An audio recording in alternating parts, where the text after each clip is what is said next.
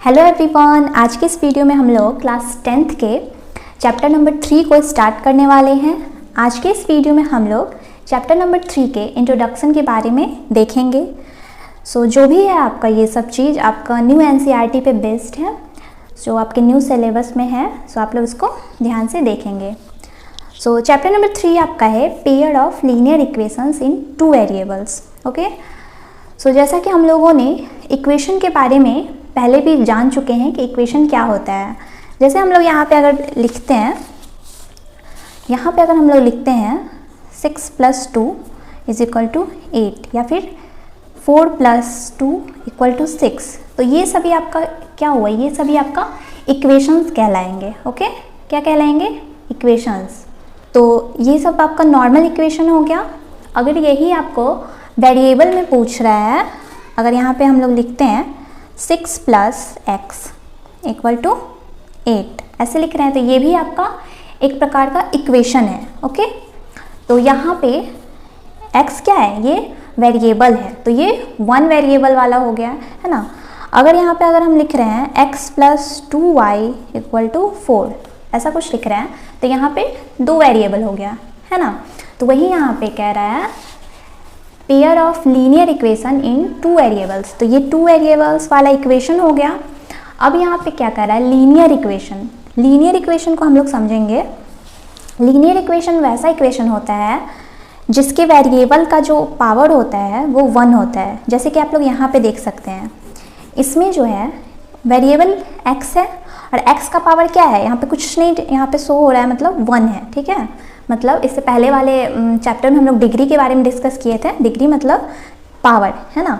और ये वाले में हम लोग अगर देख रहे हैं, ये वाले इक्वेशन में, तो इसमें भी अगर हम लोग देख रहे हैं तो किसी भी वेरिएबल का इसमें जो पावर है वो 1 ही आ रहा है। ठीक है, तो ये कहलाएगा लीनियर इक्वेशन। ये सभी कहलाएंगे लीनियर इक्वेशन। ओके, तो वीडियो में हम लोग जो भी इंफॉर्मेशन कलेक्ट करेंगे उसको हम आने वाले जो वीडियोस होने वाले हैं, जो एक्सरसाइजेज होने वाले हैं, उसमें बहुत ज़्यादा हेल्प करेंगे। ओके, यहाँ पे हम लोग जान गए कि लीनियर इक्वेशन किसको कहते हैं, और pair of linear equation in 2 variables, मतलब 2 वेरिएबल्स वाले इक्वेशन को भी हम लोग यहाँ पे देख लिए। ठीक है, आगे हम लोग देखते हैं कि पेयर ऑफ लीनियर इक्वेशंस के कुछ स्टैंडर्ड फॉर्म होते हैं। ठीक है, जैसा कि पॉलिनोमियल में भी हम लोगों ने देखा था कि पॉलिनोमियल्स के भी कुछ स्टैंडर्ड फॉर्म होते हैं, उसी तरह पेयर ऑफ लीनियर इक्वेशंस के भी कुछ स्टैंडर्ड फॉर्म होते हैं। तो यहाँ पे आप लोगों को दिख रहा है स्टैंडर्ड फॉर्म। यहाँ पे पेयर ऑफ लीनियर इक्वेशन है। पेयर मतलब 2 पेयर रहेगा, तो साथ में रहेगा तो पेयर कहलाएगा, तो इसलिए यहाँ पे ऐसे लिखा है।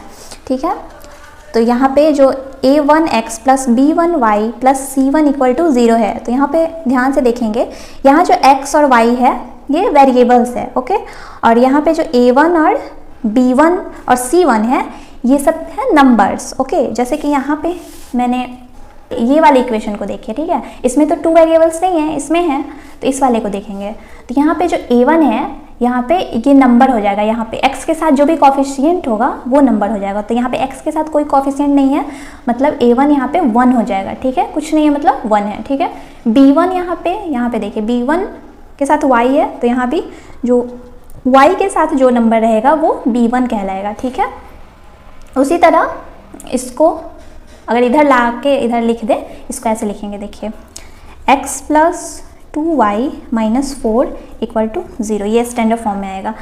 तो अगर हम लोग c1 की बात करें यहाँ, तो c1 आएगा -4। ओके, तो ये आपको समझ में आया। उसी तरह अगर 2 इक्वेशन दिया रहेगा, ये पहला इक्वेशन है, वो दूसरा इक्वेशन अगर दिया रहे, तो ये स्टैंडर्ड फॉर्म नीचे वाला दूसरे वाले के लिए हो जाएगा। ठीक है, तो ये आपका स्टैंडर्ड फॉर्म हो गया। अब हम लोग देखेंगे इसको किस प्रकार से हम लोग सॉल्व कर सकते हैं। इसको जो भी इक्वेशन दिया रहेगा पेयर में, उसको विभिन्न प्रकार से हम लोग इसको सॉल्व कर सकते हैं। ठीक है, तो कौन कौन से प्रकार होते हैं सॉल्व करने के, उसको हम लोग यहाँ पे देखेंगे। ठीक है, तो पहला क्या है? ग्राफिकल मेथड, दूसरा है सब्स्टिट्यूशन मेथड, तीसरा है एलिमिनेशन मेथड। तो ये इन सभी मेथड को हम लोग आगे यूज़ करने वाले हैं। ठीक है, तो सबसे पहले हम लोग देखने वाले हैं ग्राफिकल मेथड।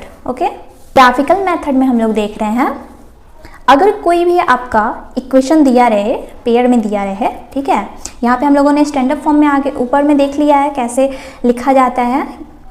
तो यहाँ पे आपको स्टैंडर्ड फॉर्म में लिखा हुआ है, तो इसका कुछ फॉर्मूला होता है, एक तरह से इसको फॉर्मूला ही कहेंगे, ठीक है, कुछ रूल होता है। तो जैसे कि हम लोग यहाँ पे देख रहे हैं, जब हम A1 और A2 का रेशियो निकालते हैं और B1 B2 का रेशियो निकालते हैं और दोनों इक्वल टू नहीं हो पाता है, ठीक है, तो इस टाइम पे जो हमारा आएगा सॉल्यूशन वो हमारा एक ही सॉल्यूशन आएगा, वन सॉल्यूशन आएगा, ठीक है। और वो जो हमारी लाइंस बनेगी वो इंटरसेक्टिंग लाइंस होगी, ठीक है। ये अभी अगर आपको समझ नहीं आ रहा होगा तो इसको एग्जांपल देके मैं समझाऊंगी ग्राफ के मेथड से, मतलब ग्राफ को बनाकर दिखाऊंगी, ठीक है, तब इजीली आपको समझ आएगा। ओके, सो अभी हम लोग इसको आगे देख लेते हैं, ठीक है। उसके बाद अगर जब हम लोग A1/A2 is equal to B1/B2 के हो जाता है और वो भी इज इक्वल टू C1/C2 के भी हो जाता है, तो वो कोइंसिडेंट लाइन्स होंगी। मतलब कोइंसिडेंट लाइन होगी, मतलब एक लाइन आया उसके ऊपर ही दूसरा लाइन आया, है ना, उसके ऊपर तीसरा लाइन है। ऐसे अगर एक ही लाइन के ऊपर बार बार दूसरा तीसरा ये सब लाइन आ रहा है तो उस केस में मेनी सॉल्यूशन आएंगे, ठीक है। इंटरसेक्टिंग लाइन्स वाले में क्या होंगे, एक लाइन अगर ऐसे आया तो दूसरा लाइन ऐसे आके कहीं ना कहीं कट करेगा, ठीक है। तो हम लोग को वो जो सॉल्यूशन आएगा एक ही सॉल्यूशन आएगा, ठीक है। अगर x का वैल्यू 2 आ रहा है, y का वैल्यू 3 आ रहा है तो वही सॉल्यूशन आएगा, वही, उसके अलावा कुछ नहीं आएगा, ठीक है। अब हम लोग नेक्स्ट देखते हैं, जब A1/A2 is equal to B1/B2 के होता है बट C1/C2 के नहीं होता है, ठीक है, इज इक्वल टू, तब हमारा जो लाइन्स आएंगे ग्राफ में वो पैरेलल लाइन्स आएंगे, इस टाइप से लाइन्स आएंगे, ठीक है, वो कभी भी एक दूसरे को कट नहीं करेंगे। तो इस केस में जो हमारा सॉल्यूशन हो, कोई सॉल्यूशन ही नहीं आएगा, ठीक है, उसको हम लोग बोलेंगे नो सॉल्यूशन। ओके, सो आइए हम इसको कुछ एग्जाम्पल्स के द्वारा इसको समझने की कोशिश करते हैं। ओके, आइए देखते हैं हम लोग कुछ एग्जाम्पल के मदद से इस ग्राफिकल मेथड को समझेंगे। तो सबसे पहले हम लोग एक एग्जाम्पल लेते हैं जिसमें हम लोग दो इक्वेशन को कंसीडर करते हैं, ठीक है। सबसे पहले एक इक्वेशन लिखेंगे x + y - 10 = 0, ठीक है, ये आपका पहला इक्वेशन, इसको मान लेते हैं। दूसरी इक्वेशन में हम लोग लिखते हैं x - y - 4 = 0, इक्वेशन नंबर 2। तो इसको पहले हम लोग देख लेते हैं इस वाले पे अरेंज करके, ठीक है। यहाँ पे जो स्टैंडर्ड फॉर्म में हम लोग लिखे थे तो ये वाला जो रूल है इसको फॉलो कर रहा है या नहीं, ठीक है। तो सबसे पहले हम लोग A1/A2 B1/B2 एंड C1/C2 करते हैं, ठीक है। तो A1/A2 करेंगे, जब A1/A2, तो A1/A2 कितना आएगा, हमारा आएगा A1 तो यही होगा ना, x का जो कोफिशिएंट होगा, तो ये हमारा होगा 1 बाई जो नीचे वाला जो है उसका कोफिशिएंट है 1, तो ये भी हमारा ये हो गया, ठीक है। अब हम लोग जब B1/B2 करते हैं तो उसमें देखते हैं B1 हमारा y का ये वाला का कोफिशिएंट होगा तो ये +1 होगा, ठीक है। यहाँ पे साइन को भी माइंड में रखना है, ठीक है। तो यहाँ पे 1 हो गया बाई इस वाले जो y का कोफिशिएंट है जो कि हमारा B2 है वो है -1, क्योंकि यहाँ पे माइनस में है, ठीक है, तो -1 होगा। तो हम लोग यहीं पे देख लेते हैं पहले कि A1/A2 is not equal to B1/B2 के, है ना। यहाँ पे A1/A2 जो है is not equal to B1/B2 के हो गया, क्योंकि यहाँ पे 1/1 है और इधर जो है 1/-1 है, तो ये तो एक दूसरे के इक्वल नहीं हो सकते हैं, ठीक है। तो यहीं पे हमारा आ गया कि इसका जो हमारा सॉल्यूशन होगा वो एक सॉल्यूशन आएगा, ठीक है। और उसमें जो ग्राफ में हमारे लाइन्स आएंगे वो इंटरसेक्टिंग लाइन्स होंगे, मतलब दोनों एक दूसरे को कट करेंगे, ठीक है। तो आइए देखते हैं ये कैसे होता है। तो इसको सॉल्व करने के लिए हमें सबसे पहले दो बॉक्स बनाना होगा, ठीक है। क्या करना होगा, दो बॉक्स बनाना होगा, एक ये और एक ये। बॉक्स क्यों बनाते हैं, क्योंकि यहाँ पे हम लोग को वैल्यू पुट करना होता है, यहाँ पे x, यहाँ पे y, यहाँ भी सेम टू सेम वैसा ही बॉक्स बनाना होगा, यहाँ पे x, यहाँ पे y। ये पहले वाले इक्वेशन के लिए है और ये दूसरे वाले इक्वेशन के लिए, ठीक है, इसलिए दो बॉक्स बनते हैं। अगर 3 इक्वेशन रहता तो 3 बॉक्स बनता है ऐसा, ठीक है। तो यहाँ पे हम लोग देखेंगे पहला इक्वेशन में अगर हम लोग x की जगह पे अगर हम लोग 5 पुट करते हैं, ठीक है, क्या पुट करते हैं 5। यहाँ पे आपको ऐसा नहीं है कि जो मैं वैल्यू पुट करूँगी वही आप लोग करेंगे, यहाँ पे फ्री है, सब कोई जैसा मन वैसा वैल्यू डाल सकते हैं। बस ऐसा माइंड में रखना है कि कोई डेसिमल में वैल्यू ना आए जिससे आप लोग को कोई प्रॉब्लम ना हो आगे ग्राफ प्लॉट करने में, ठीक है। तो एक होल नंबर ही आए, इसलिए ऐसा वैल्यू सोच के डालना होता है, ठीक है। तो यहाँ पे x का वैल्यू अगर हम लोग यहाँ पे 5 डालते हैं, ठीक है, 5 डालते हैं तो y का वैल्यू क्या हो जाएगा, 5 डालेंगे तो y का वैल्यू हो जाएगा 10 में से 5 जाएगा तो 5 बचेगा, इधर जाएगा तो y का वैल्यू 5 आ जाएगा, ठीक है। अगर यहाँ पे हम लोग x का वैल्यू 4 डाल देते हैं, ठीक है, 4 डाल देते हैं तो y का वैल्यू क्या हो जाएगा, 6 हो जाएगा। अगर इधर 10 जाएगा तो प्लस में 10 आ जाएगा ना, और y का वैल्यू अगर हम लोग 4 डालेंगे और 4 उधर जाएगा तो माइनस में हो जाएगा, यानी 10 - 4 = 6 हो जाएगा। सो इस वाले में हम लोग देखते हैं, अगर हम लोग x का वैल्यू 2 डालते हैं, ठीक है, यहाँ पे 2 डालते हैं तो हमारे y का वैल्यू आएगा -2, ओके। अगर हम लोग x का वैल्यू 3 डालते हैं तो y का वैल्यू आएगा -1, ठीक है। तो अब हम लोग इसको ग्राफ पे देखेंगे कि कैसे इसको सॉल्व करते हैं, ओके। सो यहाँ पे मैंने एक ग्राफ कॉपी लिया है जिसमें मैं आपको यहाँ पे बताऊँगी कैसे ग्राफ प्लॉट करना है, ठीक है। तो इसमें होता है x और y एक्सिस होता है, जो कि ये वाला जो हमारा लाइन होता है ये हमारा x एक्सिस होता है और ये लाइन y एक्सिस होता है, और 0 से जो इधर वाला आता है ये -x में चला जाता है और ये नीचे वाला -y में, ठीक है। तो अब हम लोग यहाँ पे देखते हैं, पहले वाले इक्वेशन में हमको अगर x का वैल्यू 5 रखना है तो y का वैल्यू भी 5 आएगा, ठीक है। तो अगर हम लोग यहाँ पे देखें 5 कहाँ है, यहाँ पे 5 है, x का वैल्यू अगर 5 है तो y का वैल्यू भी 5 है, तो y का वैल्यू यहाँ 5 है, तो हम लोग इस वाले 5 को और इस वाले 5 को देख रहे हैं कहाँ पे मिल रहा है, तो ये आपका पॉइंट हो गया, ठीक है, ये वाला पॉइंट हो गया आपका 5, 5, ओके। दूसरे में हम लोग यहाँ पे देख रहे हैं क्या है, x अगर 4 है तो y 6 है, तो x अगर 4 है ना, यहाँ पे 4 तो y 6 है, तो यहाँ पे हम लोग एक सीधे से यहाँ पे ले जाएंगे ये, ठीक है। तो यहाँ आपका आ गया x, और मतलब x आपका क्या हो गया 4 और y हमारा 6, ठीक है। तो ये एक पॉइंट हो गया। अब हम लोग दूसरे इक्वेशन में देखेंगे, यहाँ पे देख रहे हैं x अगर हमारा 2 है तो y -2 है, x हमारा 2 है तो y -2 है, ये वाला लाइन, इसको हम लोग लिख देते हैं 2 - 2, ठीक। अब देखते हैं हम लोग का x 3 है तो y -1 है, x 3 है तो y -1 है, x 3 है तो y -1 है। तो ये हम लोगों ने पॉइंट देख लिया है, इस पे हम लोग को मिल गया है हमारा x y। अब हम लोग इस पे लाइन खींचेंगे, इसको ज्वाइंट करेंगे, ठीक है। तो इसके लिए हमें एक स्केल की ज़रूरत होगी, तो इस दोनों को मिलाकर हम लोग एक लाइन खींचेंगे, ये दोनों डॉट है ना, इसको ऐसे ये, ठीक है। और इधर से जो हमारा आया है ये दो, उसको ऐसे ज्वाइंट करेंगे,